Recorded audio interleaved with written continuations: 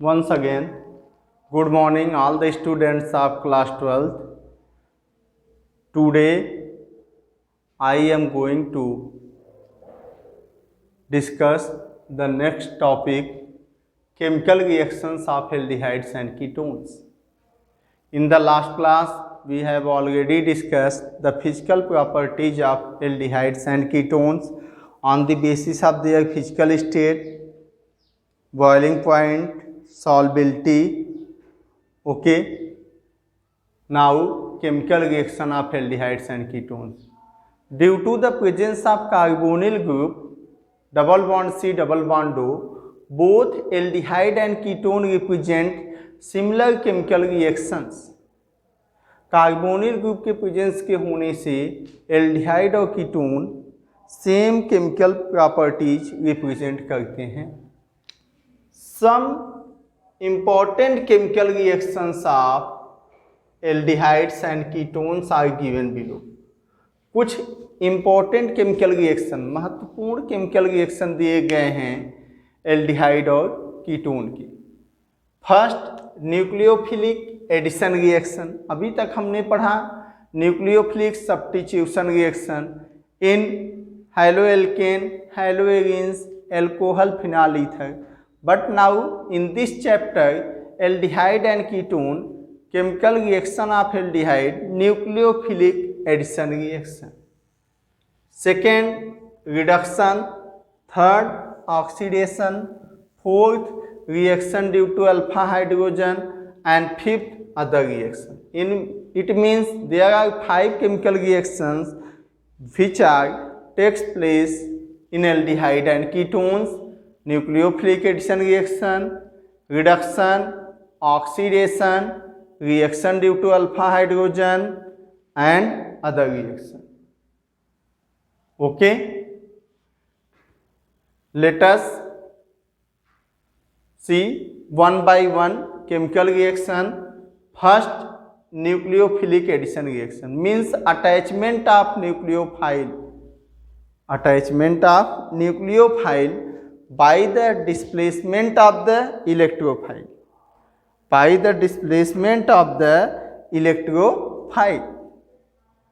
Okay, what is nucleophilic addition reaction? A nucleophile attacks the electrophilic carbon atom of the polar carbonyl group.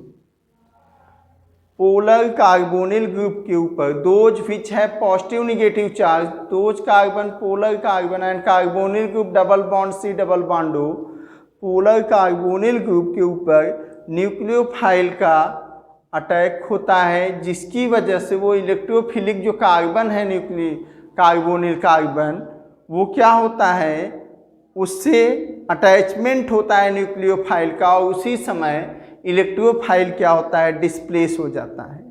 A nucleophile attacks the electrophilic carbon atom of the polar carbonyl group and form A direction approximately to the plane of the sp2 hybridized orbitals of carbonyl carbon. Nucleophile attack, एक nucleophile attack करता है उस electrophilic carbon atom पे. किसके electrophilic carbon atom के? Carbonyl carbon के. किस direction से? परपेंडिकुलर डायरेक्शन से वो क्या करता है, अटैक करता है. और जब परपेंडिकुलर अटैक करता है तो sp2 जो हाइब्रिडाइज्ड ऑर्बिटल है कार्बोनिल कार्बन का, वो क्या होता है, चेंज हो जाता है. और sp2 से किस में चेंज हो जाता है? sp3 में. The hybridization of carbonyl carbon changes from sp2 to sp3 in this process. Means during the nucleophilic addition reaction, when electrophile displaced by the attachment of the nucleophile, the hybridization of the carbonyl carbon also changes from sp2 to sp3. In this process, a tetrahedral alkoxide is produce. इस process में tetrahedral alkoxide produce होता है, जो कि क्या है, unstable intermediate है। और ये टेट्राहेड्रल एल्कोक्साइड जो प्रोड्यूस होता है, जब उसका हाइड्रोलिसिस होता है तो उसी से हमें क्या प्राप्त होता है, स्टेबल कंपाउंड प्राप्त होते हैं। तो ये है क्या, nucleophilic addition reaction. Once again I repeat, a nucleophile attack the electrophilic carbon atom of polar carbonyl group. एक न्यूक्लियोफाइल जो कि अटैक करता है इलेक्ट्रोफिलिक कार्बन एटम पे, किसके, उस पोलर कार्बोनिल ग्रुप के, फ्रॉम ए डायरेक्शन, ऐसे डायरेक्शन से जो कि परपेंडिकुलर हो उस कंपाउंड के प्लेन के, जिससे उसका hybridization sp2 hybrid orbital carbonyl carbon का चेंज हो जाता है, और sp2 से क्या हो जाता है, वो कन्वर्ट हो जाता है sp3 में, जिससे इसका स्ट्रक्चर भी चेंज हो जाता है और एक टेट्राहेड्रल एल्कोक्साइड इंटरमीडिएट प्राप्त होता है, एडिशन प्रोडक्ट, जो कि अनस्टेबल होता है। और यह unstable intermediate product on hydrolysis gives the corresponding compound. Okay, now we see the mechanism of this reaction. Yes, nucleophilic addition reaction, the intermediate alkoxide is obtained, that is tetrahedral in nature. This alkoxide, this intermediate captures a proton from the reaction medium. यह जो intermediate बना, ये क्या करता है बेटा, capture करता है एक प्रोटॉन को। कहाँ से, इंटरमीडिएट से एक प्रोटॉन को रिएक्शन मीडियम से, जो इस रिएक्शन मीडियम में यूज किया गया रिएजेंट है, जैसे HCl हो सकता है, H+ आयन हो सकता है, एक्सेप्ट करता है to give the electrically neutral product. क्यों एक्सेप्ट करता है, क्योंकि वो चाहता है कि इलेक्ट्रिकली न्यूट्रल प्रोडक्ट बने, उस प्रोडक्ट के ऊपर कोई पॉजिटिव या निगेटिव चार्ज न।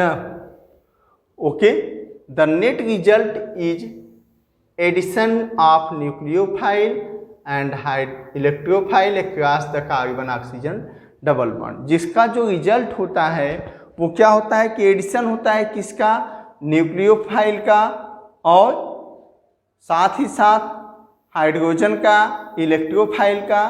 कहाँ पे, कार्बन के साथ, कार्बन ऑक्सीजन डबल बॉन्ड के साथ होता है, जो कि अनस्टेबल प्रोडक्ट को किस में कन्वर्ट कर देता है, एक स्टेबल प्रोडक्ट में।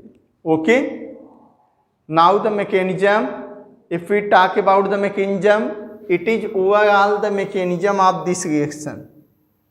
What is the mechanism of this reaction? It is the overall mechanism of the nucleophilic addition reaction of aldehydes and ketones. How we can prove this? Once again repeat, nucleophilic addition reaction, a nucleophile, यहाँ देखिए मैंने पढ़ा था, a nucleophile attack the electrophilic carbon atom of the polar carbonyl group from a direction approximately perpendicular to the plane of the sp2 hybridized orbitals of carbonyl carbon। यहाँ देखिए ये एक planar, ये एक एल्डिहाइड कंपाउंड है या ketone है, जिसके परपेंडिकुलर क्या अटैच होगा, nucleophile.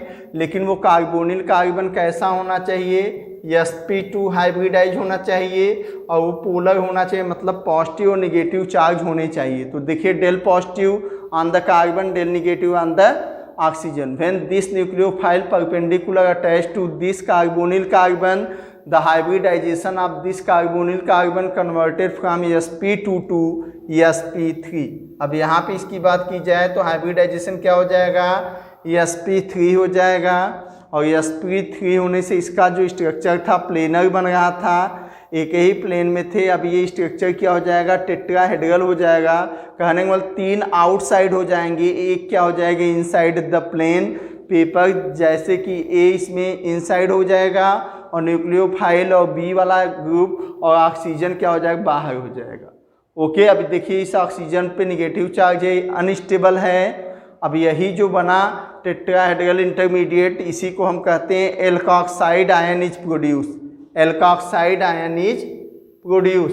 This alkoxide ion which is unstable intermediate capture A proton. यह एक प्रोटॉन को ऑब्टेन करता है। कहाँ से ऑब्टेन करता है? ये प्रोटॉन को ऑब्टेन करता है बेटा कहाँ से? ये उस रिएक्शन मीडियम से प्रोटॉन को ऑब्टेन करता है और H+ आयल को लेके क्या बना देता है, एडिशन प्रोडक्ट बना देता है, जो कि स्टेबल प्रोडक्ट में कन्वर्ट हो जाता है। और यही एडिशन प्रोडक्ट ही आपका मेन कंपाउंड होता है। जैसे साइनोहाइड्रिन भी बना सकता है, साइनामाइड भी बना सकता है, डिपेंड करता है किस टाइप का H+ आयन किससे आया है। Okay, so this is the mechanism of this reaction. ये फास्ट रिएक्शन हो गया, तो इसका मतलब जो फर्स्ट है वो स्लो स्टेप है, और यही इस कंपाउंड के लिए, इस रिएक्शन के लिए क्या है, rate determining step of this reaction. अब यहाँ पे हम देखेंगे बेटा 1 by 1 न्यूक्लियोफिलिक एडिशन रिएक्शन में क्या देखेंगे, रिएक्टिविटी। अब अलग अलग कंपाउंड के साथ अलग अलग रिएक्शन मीडियम के साथ इसकी रिएक्टिविटी भी डिफरेंट होगी, तो हमें रिएक्टिविटी देखना होगा। और रिएक्टिविटी के बाद हम देखेंगे डिफरेंट टाइप के कंपाउंड से ये मिलके क्या बनाता है। Okay, it is all about your nucleophilic addition reaction and the mechanism of this reaction. Okay, in your exam the question often ask you write the mechanism of nucleophilic addition reaction of aldehyde and ketone, then you can write this all about your nucleophilic addition reaction. Okay, thank you, revise the topic.